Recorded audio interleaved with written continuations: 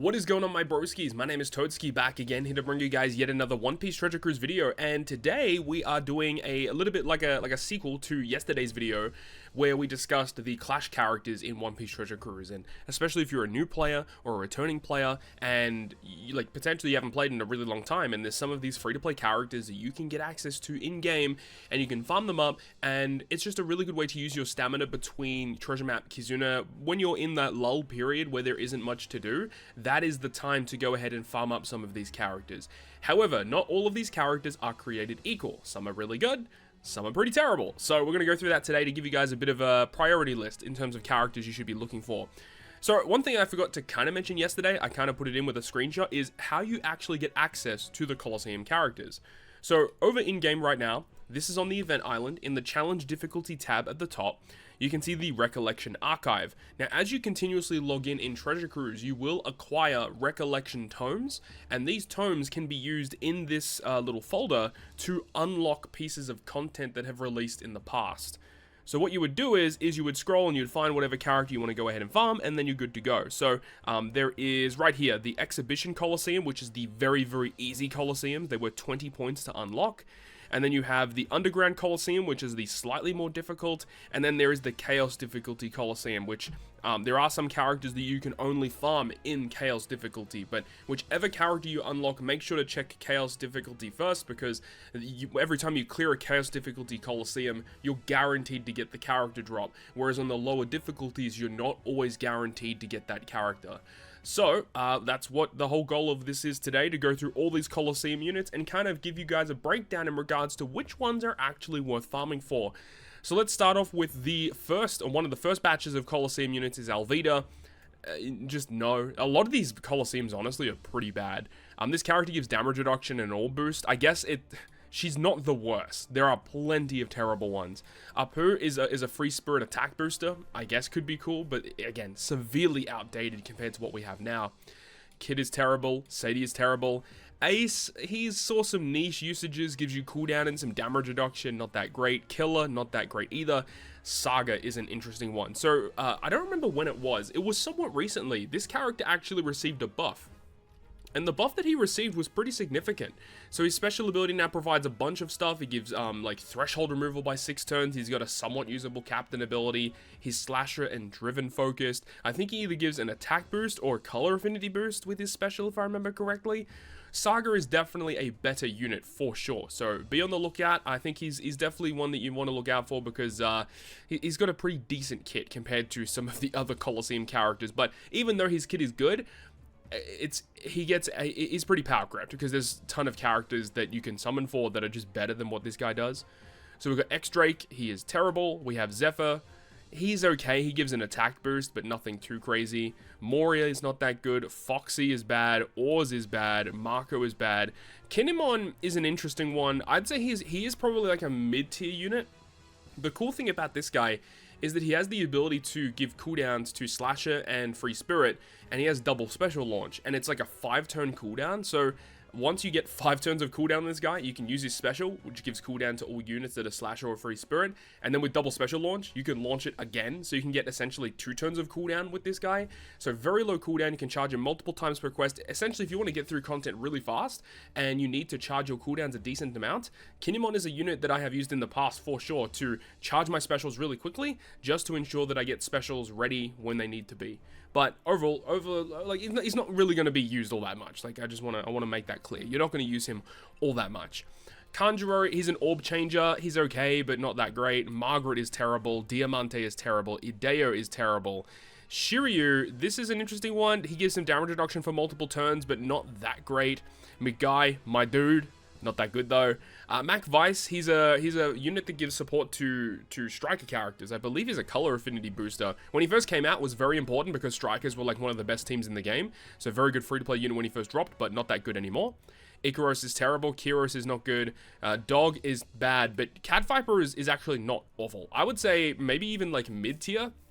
The cool thing about him is that he gives you like a full border matching slots and an attack boost for striker and powerhouse characters. I can't remember if he gives an orb boost as well, but he's a really good unit. At least when he first came out, he was very good. Again, a lot of rare recruits, a lot of legends are just straight up better than this unit, but, you know, he's not bad. He's definitely not one of the bad Coliseum units, I would say. Lucy is not that great anymore. I mean, he gives some slots, he gives you an orb boost. He's just very mediocre. It's a Luffy as well, which means he's very hard to put on a team. Like, are you really going to use this Luffy over a ton of the other Luffys in the game? Probably not, so that's the issue with him. Sicilian is an int attack booster. If you're looking for an int attack booster, this guy you could potentially use. Raizo is not very good. Aneva is actually pretty solid. The reason why I would suggest picking up this guy is that he is kind of a utility unit.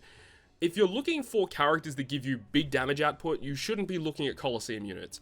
I would suggest Coliseum units that have interesting utility or unique effects that you can't really find anywhere else.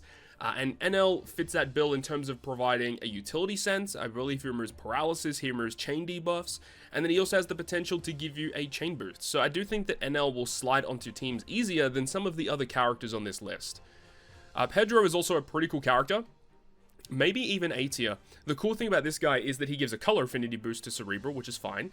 But another interesting effect about him is that he also cuts your health by like 95%. Some characters love to be at low HP thresholds, so Pedro really fits on to those types of teams. And the fact that he also cuts health, it allows you to get around the stun debuff, so he's like a free-to-play character that could help in that regard. Of course, if he is stunned himself, it doesn't help, but it's still a really cool effect that he has. Rayleigh is not that great. I really wouldn't advise picking him up. Jesus Burgess isn't that great either. Eustace Kid, it's interesting about him because if we're talking when he first dropped, he was probably one of the best free-to-play characters in the game. But if we're looking at it today's day and age, yeah, unfortunately, he is a little bit more outdated. People would just use him to kind of speed farm. His special ability allows you to just wave clear a couple of stages. He gives some cooldown reduction. He's really cool, but definitely outdated compared to a lot of the other characters on this list. Okay, let's move on. We got Neptune. Now, as we mentioned before with Eneru, characters that provide utility, very important. And I think Neptune is probably S tier. If I remember correctly, he removes resilience. He does a ton of stuff. Let me just pull it up because I want to make sure that you guys get the full info. So he removes attack down, despair, and resilience by 5 turns. He also reduces enemy defense, I think it's by 70 or 80%, and then gives you a 1.75 times orb boost to Cerebral and Powerhouse for 3 turns. So he does a ton of different stuff, but the most important thing is that he provides the utility. Attack down, despair, and resilience removal, hella good. Hella good. You're not really going to use him for too much outside of that. He does allow you to get a little bit of bonus EXP if you use him as a captain, but not really going to be using him if you have some of the other free-to-play characters that come out. Now, Opera is also quite good. Opera, when you look at his kit, he's pretty bad. The big thing about Opera is that he has a very usable support effect. The support effect attaches to any fighter character, and if that character performs a damage-dealing special, it removes 2 turns of despair. Very valuable. The special itself, I think, does remove like 7 turns of despair or something like that, and that's basically all it really does, like realistically. So Opera, just for the support, I would say definitely worth picking up and getting that maxed out. Unfortunately, Bartholomew Kuma Coliseum is really bad. Daifuku, not really that good either. Tamago, he saw some niche play when he first came out, but I'm going to actually pull him up because it has been a long time since I've read this guy. He has double special launch. He does like the orb change stuff. Yeah, this guy's just not really that good. Oven is okay. He has the potential to provide you with some orb boosting mechanics, but it's not, again, these characters are just really weak overall. I would love to see some buffs like what we saw with, you know, Kuzan, Sakazuki, Zephyr, and Fujitora. Like, those types of buffs for some of these units would definitely be nice, but yeah, not really that great anymore. Magellan, again, like a character when he first came out was very good, but in today's day and age, Magellan isn't really that great. He does the ability of, he gives you like a poison conditional boost, and he also removes 2 turns of Rainbow Shield, 2 turns of damage threshold. He also sets enemies' defense to 0, but if they have, you know, defense down immunity, then that doesn't really help. The utility just isn't good enough. So this guy with a buff could be quite good, but as of right now, not very good, honestly. I don't think Smoothie is very good either. Pika is not very good, but I think he does have a captain swap mechanic, but his captain swap is not that great. He does swap into the captain for 3 turns, which really hurts. If it was only 2 turns, this character would be far superior, but 3 turns is really rough considering his captain ability that he actually has is pretty terrible. Katakuri, my boy, Mr. Slam Jam, unfortunately not a character I would suggest picking up. He just doesn't really see any use, to be honest. Same with Brook, this guy is terrible. And by the way, this Coliseum, when it first came out, was honestly one of the most difficult Coliseums that has ever released. And the character that you got for beating that really hard piece of content was just nowhere near worth it. Dofi and Treble, I think this character is not a bad unit to pick up. I would say he probably is the better of the B tiers. I don't think he's quite A tier. The more I think about it, I kind of want to put Pedro a little bit lower. I think this is probably where I'd put it, and I probably would put Enel a little bit higher than Saga. So with Dofi and Treble, they're a really interesting unit because they provide a chain lock, and then if you hit like 3 or 4 perfects, then you get another chain lock in the next turn. Really cool effect, and the fact that they get access to some really interesting supports as well. And again, like chain locks, I'm not going to say chain locks are like uncommon or anything, but out of all of the boosting buffs to give you damage, the fact that this guy not only provides a chain lock for 1 turn, but can potentially provide it for a secondary turn on top of that, it's pretty valuable. It's pretty good. So I would say he's definitely not the worst of the Coliseum units for sure. Definitely worth picking up. Morley, this guy is quite good. He probably is the top of A tier. Let me just pull him up real quick so you guys know what's going on. So this guy right here, we could go ahead and switch over here. So his special ability reduces resilience and threshold by 5 turns. He also halves defense for 1 turn. If you got a free spirit captain, you get a defense down conditional boost. And if you land 2 perfects, you set defense to 0 in the next turn. So of course, if the enemy has defense down immunity, this doesn't really work for the damage boosting side of things. But removing threshold and resilience by 5 turns, he's a free spirit striker, he's a strength unit, he's a revolutionary army character. Although a lot of these he actually does have the character tag. Okay, I'm actually genuinely shocked because a lot of characters, older characters, just don't have tags. I'm actually shocked that he has tags. That's crazy good. Okay, so yeah, Morley, he's a pretty good character. So there you go. I would say he's probably near the top of A tier. He's got some interesting effects going on. Definitely worth picking up. Jinbei, I think this guy is also quite good. He might even be S tier, to be honest. This guy's pretty good. Let me just pull him up real quick so you guys know exactly what's going on. Jinbei is a pretty interesting unit because he's like one of the only characters that does what he does. So it's mainly the bottom part of his special where it says if you have a fighter or a cerebral captain, you completely remove all enemies' damage threshold. So if they got 10 turns of damage threshold, his special could just remove it. He also provides your own damage threshold on your side of the field, so you can like tank a death hit or something. He provides a chain boosting mechanic. Does he have tags? He does not have tags. So this guy, I don't believe this was one. Obviously, he wasn't a Straw Hat at this point, so I don't remember if this is Fishman Island or if this is Whole Cake Island. Not 100% sure. But either way, Jinbei, honestly, a pretty good character that I think is worth picking up because removing damage threshold completely, very valuable to have. Trafalgar Law from Film Stampede, not very good. Hody Jones, my boy Hody Jones. This character is probably the best. He's probably the best Coliseum character to pick up. So the main reason why this guy's so good is because he just has great utility. So he has a special ability that will reduce Bind, Despair, and Special Bind by 5 turns, just straight up. Bind, Despair, and Special Bind by 5 turns. He resists it by 5 turns, obviously, and then also does a 20% health cut, so he's a damage dealing special too. There's just a lot of things to like about Hody Jones. Just a really good character. We have Oars here. I think Oars is like a middle of the road character. He does have some utility. He removes like defense up and he does other stuff, but I think it's only 4 turns. So his utility is not like great. It's not perfect, but it's like better than nothing. So he's definitely better than some of the other characters that we've seen here. Kyoshiro, I'm not a big fan of this guy, but he is okay. He provides some like orb change and chain boost and stuff. He's okay, but not that great.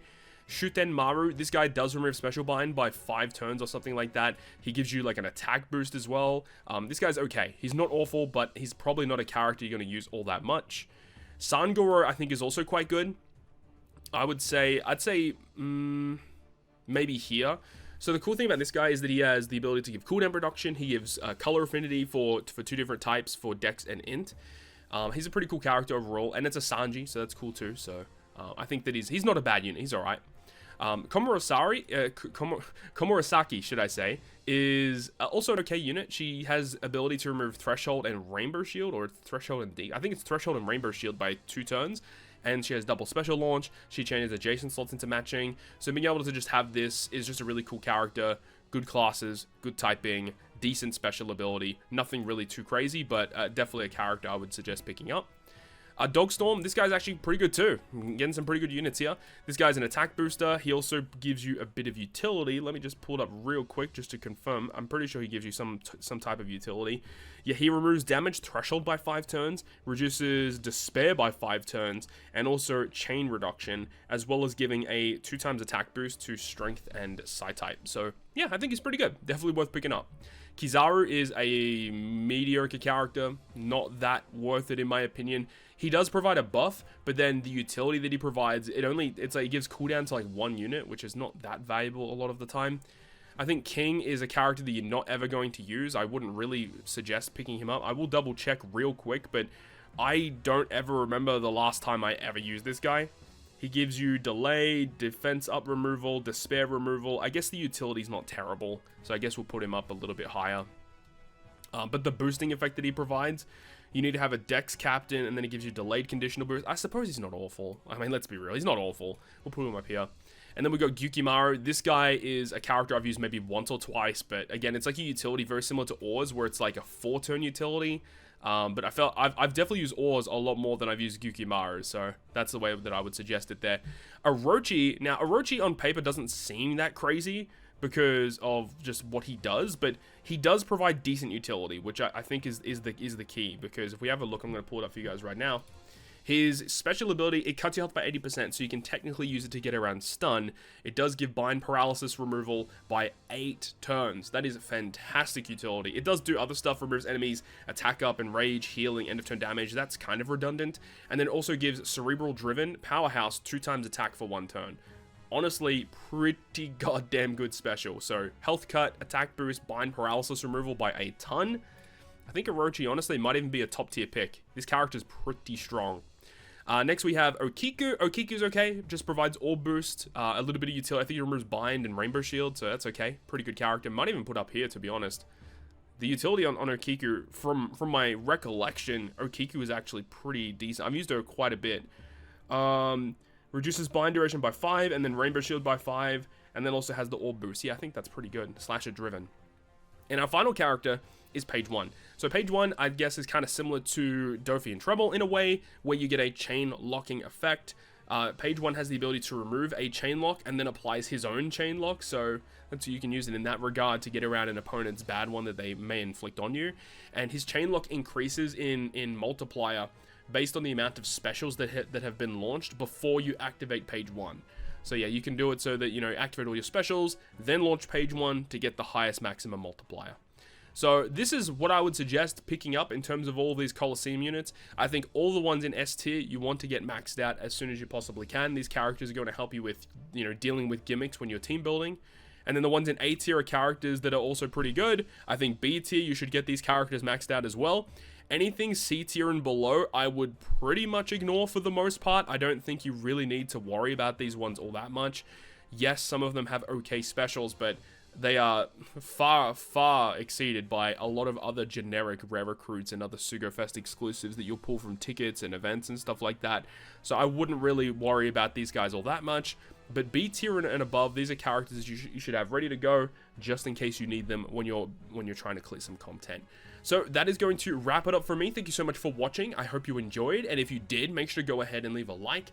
And if you want to stay up to date with all the content I post, including more One Piece Treasure Cruise content, make sure to hit the subscribe button down below. And that, guys, I'll see you guys within the next video.